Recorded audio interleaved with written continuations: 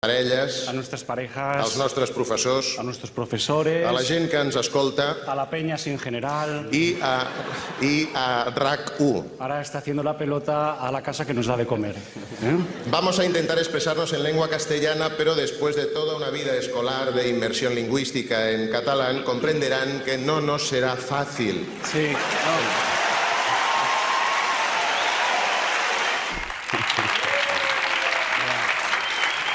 Clar, això fa 10 anys.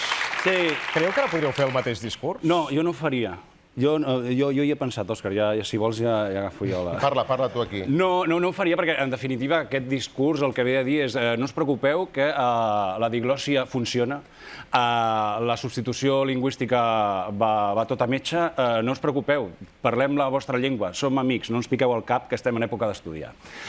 I, per tant, jo ara no faria aquest discurs, de fet, crec que no faria cap discurs, de dir, hem passat aquesta pantalla, no has d'anar d'una explicació. Sí, és que quan ho veu fer... Era una època, l'època d'Albert, hi havia, el ministre de Cultura era Wert, feia poc que havia dit que s'havia d'espanyolitzar a los niños catalanes... I nosaltres vam voler demostrar que no calia espanyolitzar perquè ja estàvem una mica espanyolitzats.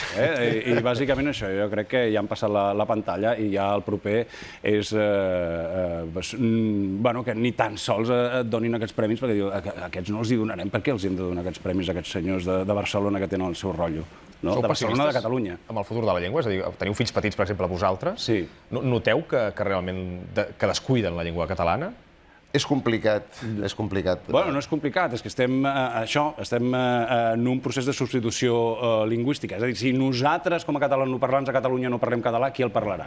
Si nosaltres com a catalanoparlants a Catalunya no defensem el català, qui el parlarà? O sigui, no vindrà un senyor de fora a dir hòstia, teniu una llengua de puta mare, què, la parlem?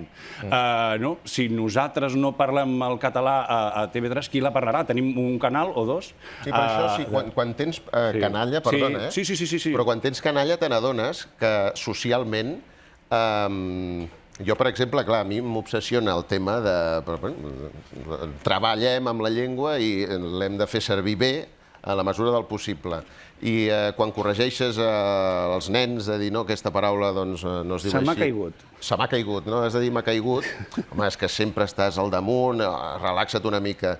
En canvi, si el petit diu se me ha rompido, no, va, rompido, és roto, no?